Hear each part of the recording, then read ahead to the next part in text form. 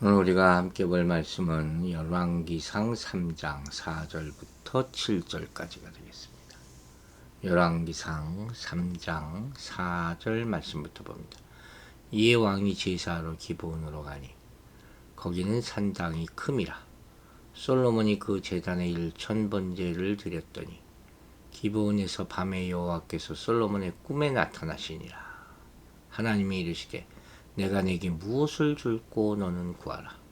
솔로몬이 이르되 주의 종 내 아버지 다윗이 성실과 공의와 정직한 마음으로 주와 함께 주 앞에서 행함으로 주께서 그에게 큰 은혜를 베푸셨고 주께서 또 그를 위하여 이 큰 은혜를 항상 주사 오늘과 같이 그의 자리에 앉을 아들을 그에게 주셨나이다. 나의 하나님 여호와여, 주께서 종으로 종의 아버지 다윗을 대신하여 왕이 되게 하셨사오나 종은 작은 아이라 출입할 줄 알지 못하고. 오늘 이 본문이 어떤 내용인지 아시겠어요? 솔로몬이 어떻게 제사를 드렸나, 하나님 앞에. 아주 그려보세요. 이 드라마로 만들어도 될 것 같은, 제 생각엔 그래요. 우리가 이렇게 드려야 될 제사의 모습이에요. 자, 4절부터 다시 봅니다. 왕이 제사하러 기브온으로 갔다 그랬죠. 기브온이라는 곳이 여러분 알죠? 기브온에 큰 산당이 있었다. 예루살렘 북서쪽 약 10km 지점에 위치한 해발 722m가량의 이스라엘의 중부의 주요 성읍이에요. 가나안 정복 후에 처음 이곳은 베냐민 지파에게 분배되었으나 후에 레위 지파의 성읍으로 구별되게 됩니다. 여호수아 21장에 그 내용이 나와 있어요. 이곳이 특별히 유명해지게 된 것은 사울의 놋제사장 학살 사건 이후에 놋에 있던 여호와의 장막이 기브온으로 옮겨지고 나서부터였다고 볼 수 있겠죠. 즉 그때 이후에 여호와의 장막, 즉 모세의 장막이 있는 기브온과 여호와의 법궤, 즉 언약궤가 있는 예루살렘은 이스라엘의 2대 제사 중심지가 되게 된 거예요. 한편 즉위 후 솔로몬은 이 1000번제라는 대제사를 드리기 위해서 놋단이 있는 기브온이 더 적절하다고 판단하게 되고 신하들과 백성들의 대표들을 이끌고 이곳으로 올라갔던 것으로 우리가 추측할 수 있는 것이죠. 여기 있는 이 단은 기브온 산당의 이 모세 성막 안에 있는 놋 제단을 가리키는 거예요. 굉장히 중요한 장소죠.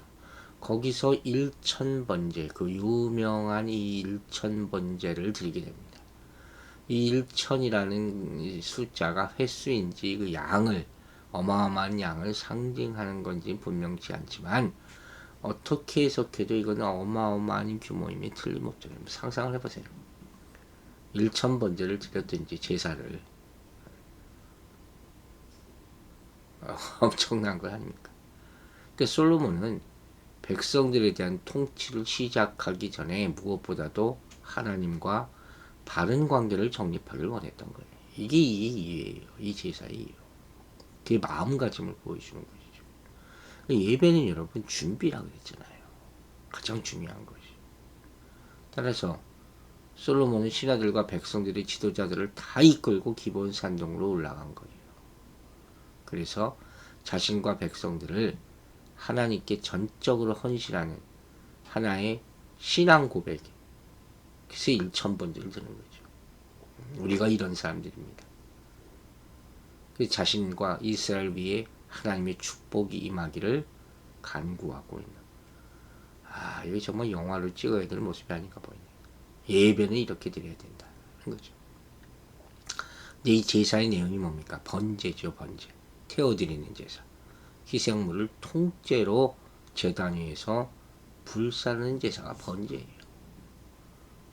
왜 이런 제사를 드립니까? 하나님과 정상적인 관계의 정립을 원할 때, 하나님께 자신을 온전히 헌신하기를 원할 때, 이때 드리는 제사예요.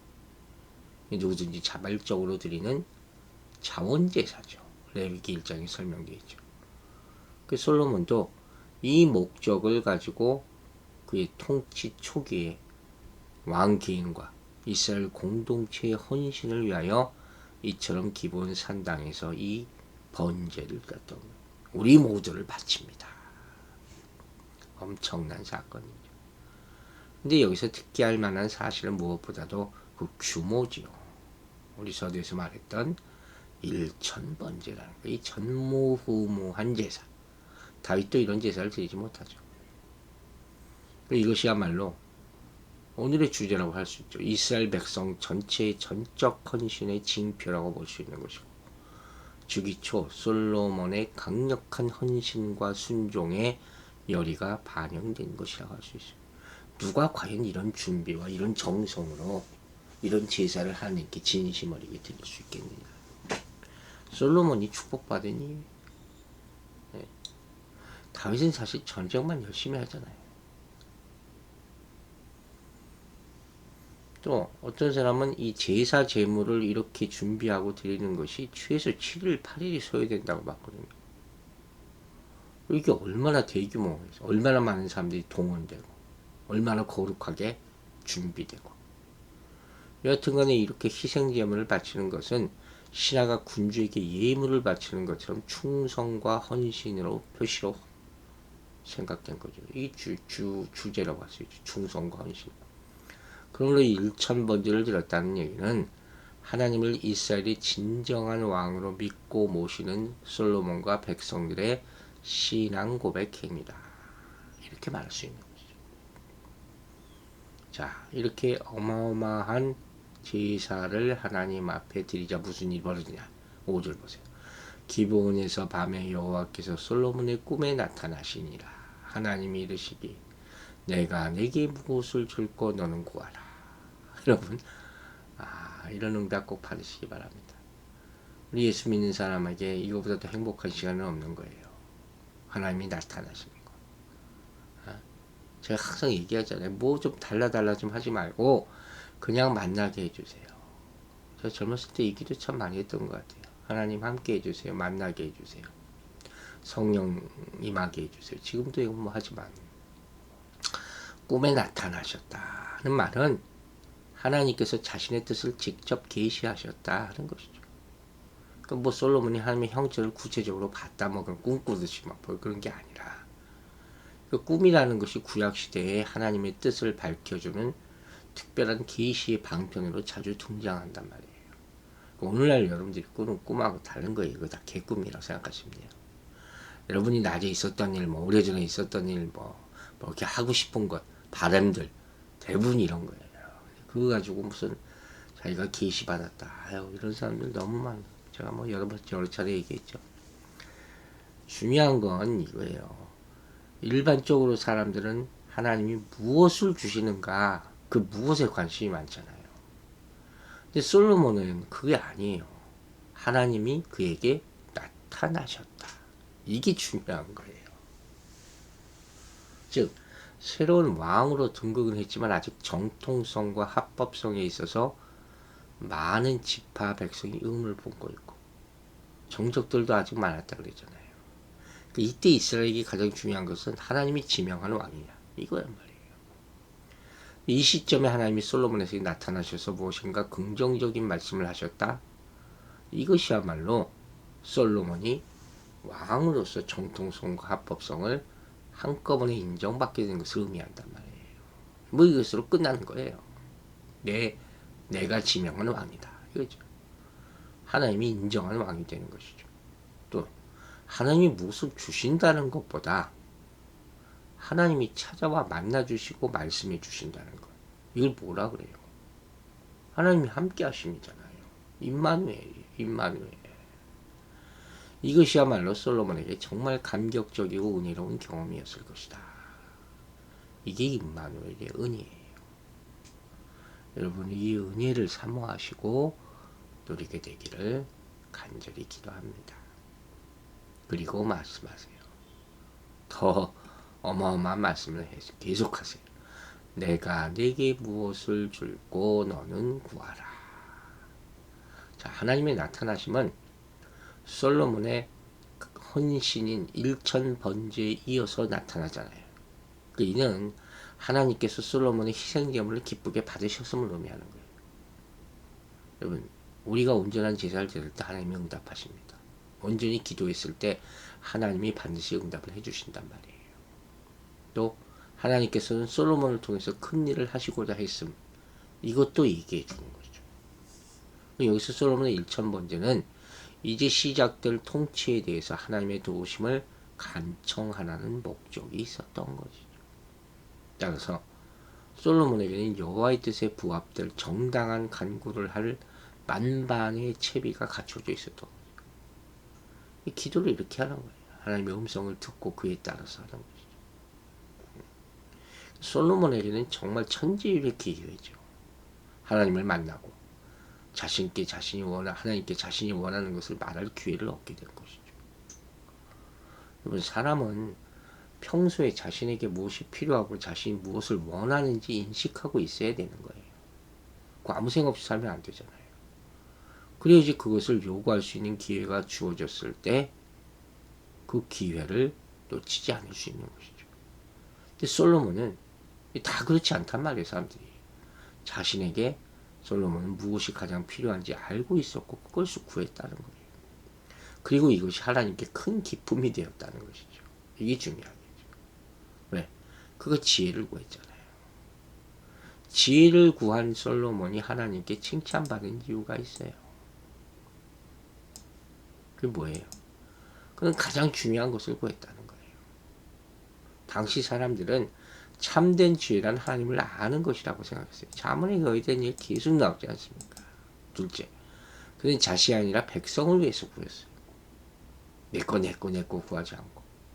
놀랍게도 지혜를 구할 줄 아는 그 지혜를 아버지 다윗으로부터 배웠다고 잠언 4장 4절에서 고백을 합니다.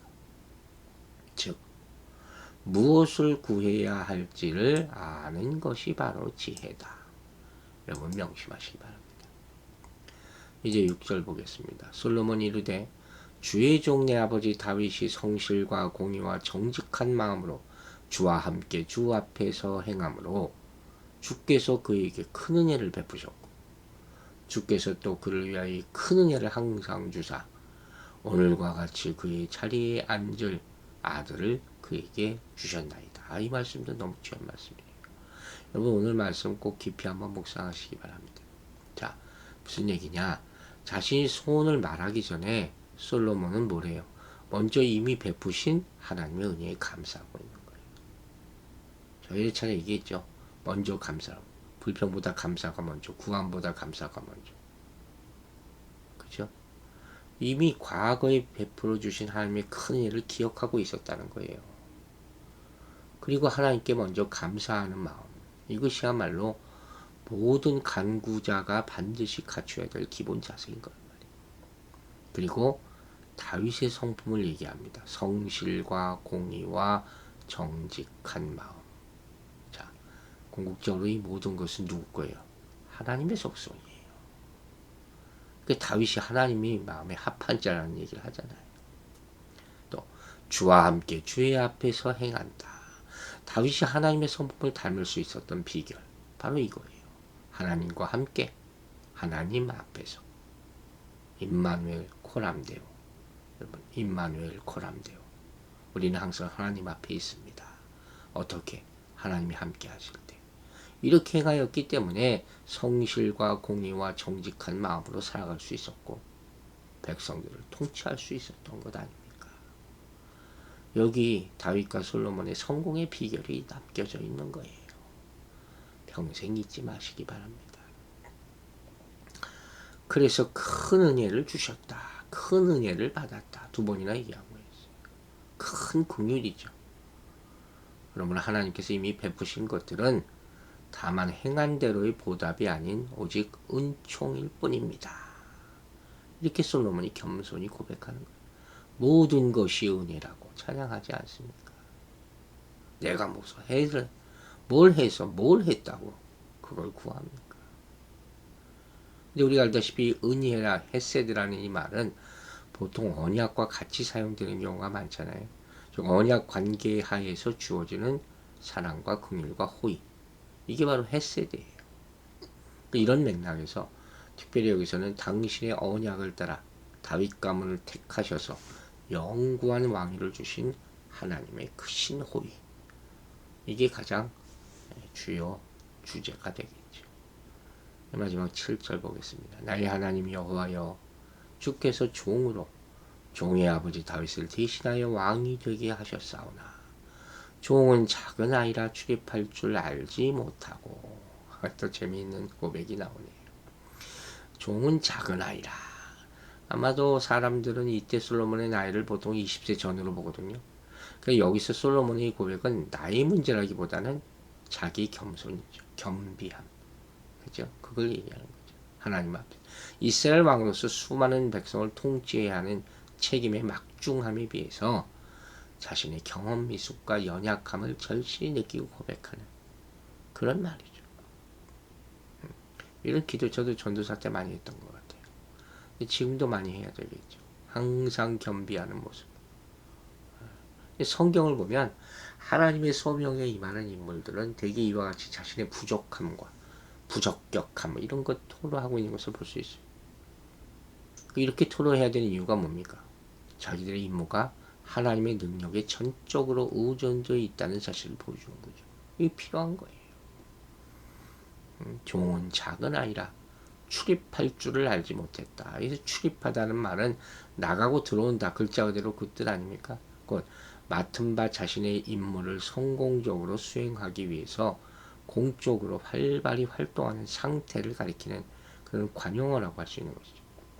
따라서 출입할 줄 알지 못했다는 것은 왕으로서 어떻게 백성들을 성공적으로 잘 다스려야 할지를 모르겠다. 알려주십시오. 이게 솔로몬이 구한 지혜예요. 그때 왕이 다 재판했다 그랬잖아요. 그걸 얘기하는 거예요. 하나님 분별력을 주시옵소서. 이걸 구한 거예요. 자, 여기까지만 오늘 봅니다. 여러분, 하나님은 우리가 능력 많은 것보다 하나님 앞에서 겸손한 것을 더 기뻐하십니다. 하나님은 솔로몬이 이스라엘 왕이라고 내세우지 않고 자신을 낮출 마음을 보고 기뻐하셨어요. 우리는 세상을 변화시키기 위해서 자신이 속한 곳에서 전문가적 지식과 능력을 발휘하는 것도 필요합니다. 하지만 그보다 먼저 하나님 앞에서 겸손해야 함을 잊지 마시기 바랍니다. 지위가 높아질수록 하나님 앞에서 겸손한 자로 서도록 노력하시기 바랍니다. 자신에게 그 지위를 허락하신 분이 하나님이심을 깨닫고 겸손해지기를 기도합니다.